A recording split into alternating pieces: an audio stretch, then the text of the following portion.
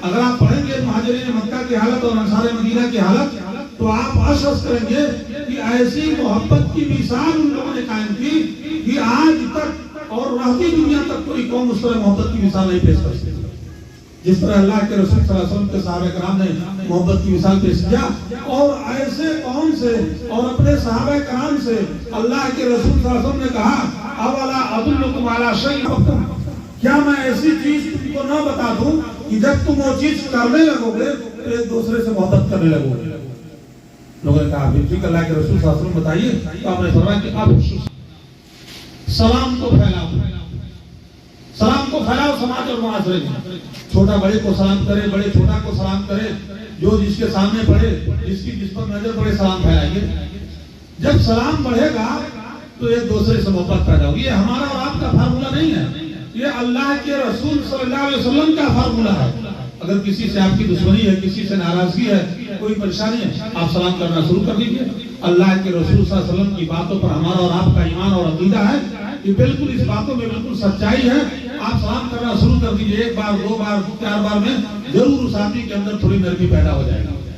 یہ اللہ کے رسول صلی اللہ علیہ وسلم کا فرمان ہے. ایک دوسری حدیث اللہ کے رسول صلی اللہ علیہ وسلم نے فرمایا، حضرت عبداللہ بن سلام رضی اللہ تعالیٰ عنہ ایک یہودی بہت بڑے عالم تھے. جب وہ اسلام لائے تو بتانے لگے کہ اللہ کے رسول صلی اللہ علیہ وسلم جب مدینہ کے اندر تشریف لے گئے، مکہ سے ہجرت کر کے، تو لوگوں سے خطاب کرتے ہوئے جو کہا تھا آپ نے، اس میں سے سب سے پہلی بات ایک کی تھی، یا ایھا الناس، اے لوگوں. پوری دنیا سے مخاطب کر کے کہا تھا، یا ایھا الناس افشوا السلام، سلام پھیلائیے. جتنی سلام ہو سکے ایک دوسرے سے سلام کیجیے. یہاں تو معاملہ یہ ہے کہ بہت سارے مسلمان ایک دوسرے کے سلام کا جواب دینے کے لیے تیار نہیں ہے، ایک دوسرے کے سلام کا جواب دینے کے لیے تیار نہیں ہے. اور اس کے بعد بھی کہیں گے ہم مسلمان. کیسا مسلمان ہو؟ کہنے کے لیے تو مسلمان ہو سکتے ہو، لیکن اللہ اور اس کے رسول کے فارمولے کے مطابق کامل مسلمان تو نہیں ہو. اب ناقص ہو کیا ہو؟ اللہ کے رسول صلی اللہ علیہ وسلم کی قیامت کے دن جب فارمولہ کھولا جائے گا تب پتہ چلے گا. ہماری اور آپ کی اکڑ جب نکل جائے گی تو اللہ کے رسول صلی اللہ علیہ وسلم نے فرمایا کہ سلام کو پھیلائیے. یہاں ہم لوگ بڑے فخر کے ساتھ دان کر رہے ہیں، اس سے 5 مہینہ ہو گیا ہم سلام کلام نہیں کرتے ہیں. فخر کے ساتھ سینہ پھلا کر کے ہم لوگ بیان کرتے ہیں. کرے چھوڑیے اس کی بات چھوڑیے، اس سے تو ہم بات سلام کلام ہمارا نہیں ہمارا. یہ مسلمان کی عادت نہیں ہے. اللہ کے رسول صلی اللہ علیہ وسلم نے فرمایا، لا یحل لمسلم ان یہجر اخاہ فوق 3 لیال، کہ 3 دن سے زائد ایک مسلمان دوسرے مسلمان سے ناراض نہیں رہ سکتا. اگر اس کے بعد وہ ناراض ہے تو حرام کام کر رہا ہے. جیسے آپ جھوٹ بولیے حرام کام ہو گیا، آپ چغل خوری کیجیے حرام کام کر رہے ہیں. تو 3 دن ہو گیا، جب گزر گیا 3 دن کے بعد 4تھے دن کی شروعات جیسے ہی ہوگی وہاں سے آپ کا کام ایک دم مسلسل آپ کا میٹر ایک حرام کام میں چل رہا ہے.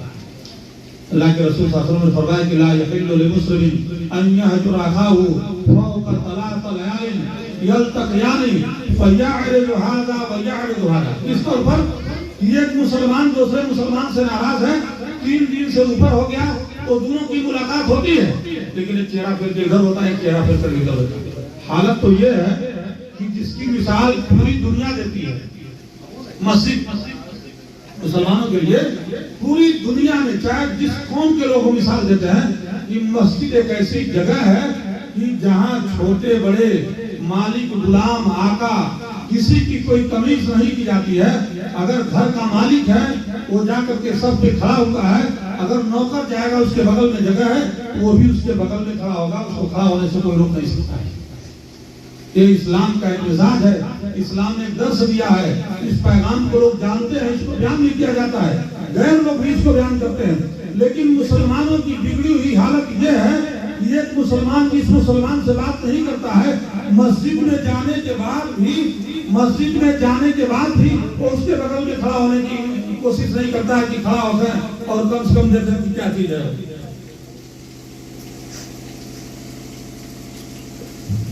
تو یہ مساجد کا معاملہ ہے. یہ تو مسجد کی اہمیت ہے کہ پوری دنیا کے لوگ اس کو بیان کرتے ہیں اور پوری دنیا کے لوگ بتاتے ہیں کہ مسلمانوں کے یہاں مسجد کا معاملہ ایسا ہے کہ مالک ہو، امیر ہو، غریب ہو، بادشاہ ہو، نوکر ہو، غلام ہو، سب جائیں گے تو ایک جگہ کھڑے ہو جائیں گے. لیکن اس کے بعد ہمارا اور آپ کا عمل کیا ہے کہ ہمارا جس سے نہیں جمتا ہے، ہمارا جس سے بات نہیں ہوتی، جائیں گے سب میں ایک جگہ آدمی کھڑا ہے تو ہم کوشش کریں گے کس طرف نفع کس طرف جا کے کھڑے ہو جائیں۔ تو بتائیے ہماری اور آپ کی جہالت کو مسجد جیسی جگہ بھی نہیں توڑ پاتی ہے، اس کے بعد یہ سینہ ٹھوک کے کہتے ہیں کہ مسلمان ہیں، ہم نبی صلی اللہ علیہ وسلم کی امتی ہیں، ایسا معاملہ ہے۔ اب مسجد کا مقام تو الگ ہے، آپ اور ہم جانتے ہی ہیں کہ مسجد کا کیا مقام ہے۔ مسجد ایک ایسی عمارت ہے جس کو دنیا میں سب سے اچھی جگہ کہا گیا ہے، مسجد کو دنیا میں سب سے اچھی جگہ کہا گیا، اور وہیں سے ہمارا اور آپ کا بھاگنا ہے۔ حدیث کے اندر آتا ہے کہ دنیا کے اندر اگر کوئی روئے زمین پر سب سے اچھی جگہ ہے تو مسجد ہے، اور سب سے بری جگہ بازار ہے۔ ہم لوگ کا معاملہ الٹا ہو گیا، جب مسجد کے اندر جانے کی بات آتی ہے تو لوگ بازار کی طرف بھاگنا شروع کر دیتے ہیں یا نہیں بھاگتے ہیں۔ مسجدوں سے اتنا ہمارا اور آپ کا لگاؤ ختم ہو گیا ہے کہ مسجد کے اندر ہم لوگ جانا گوارا نہیں کرتے ہیں۔ جو لوگ جاتے ہیں اللہ کرے ان کی نمازوں کو، ان کی عبادتوں کو اللہ رب العالمین قبول فرمائے، جو نہیں جاتے ان کو جانے کی توفیق دے۔ لیکن مسجد، اب اسلام کا یہی اصول لے لیجیے کہ ہم اپنے منمانے طریقے سے زندگی گزارتے ہیں کہ مسجد دنیا کے اندر سب سے اچھی جگہ مانی جاتی ہے، تو اس کے اندر ہم لوگ جانے کے انتظام کرتے ہیں۔ اب بازار سب سے بری جگہ بتائی جاتی ہے، وہاں سب لوگوں کا ریل پھیل لگا ہوا ہے، مرد ہو، بچہ ہو، عورت بچہ ہو، سب لوگ بازار کی طرف بھاگتے ہیں۔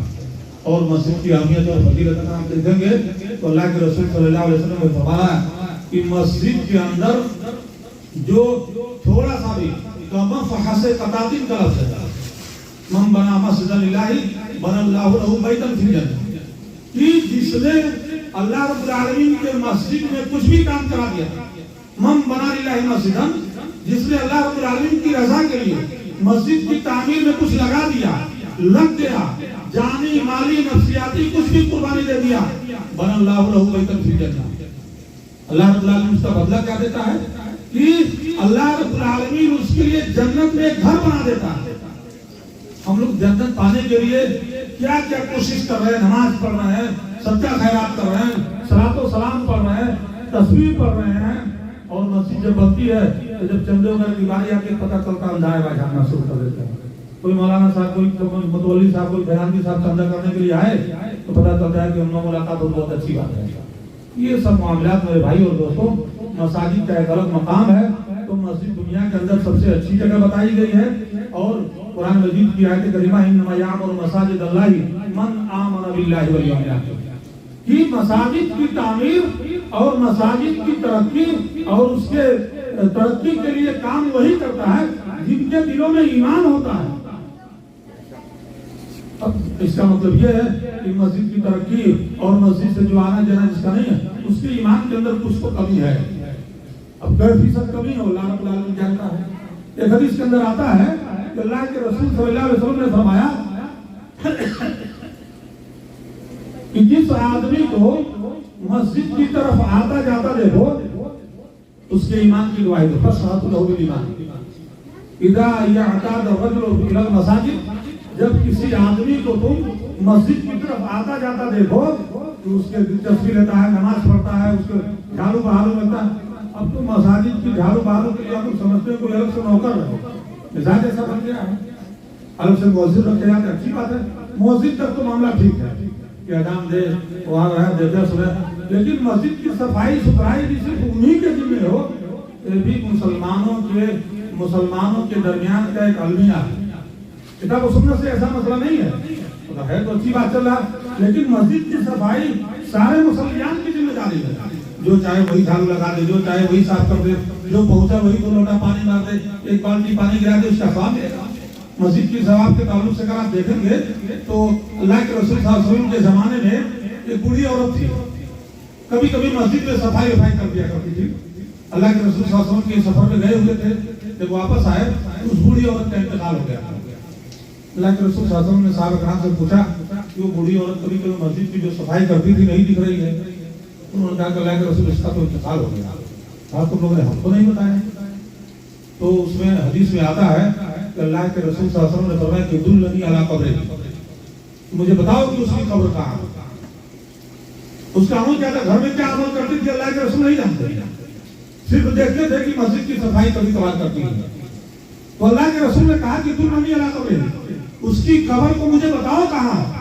حدیث میں آتا ہے کہ اللہ کے رسول صلی اللہ علیہ وسلم اس کی نماز جنازہ ہو گئی کہ قبر مجھے کہ کئی دن ہو گیا تھا 2-3-4 روز یہ روز بھی بڑھا.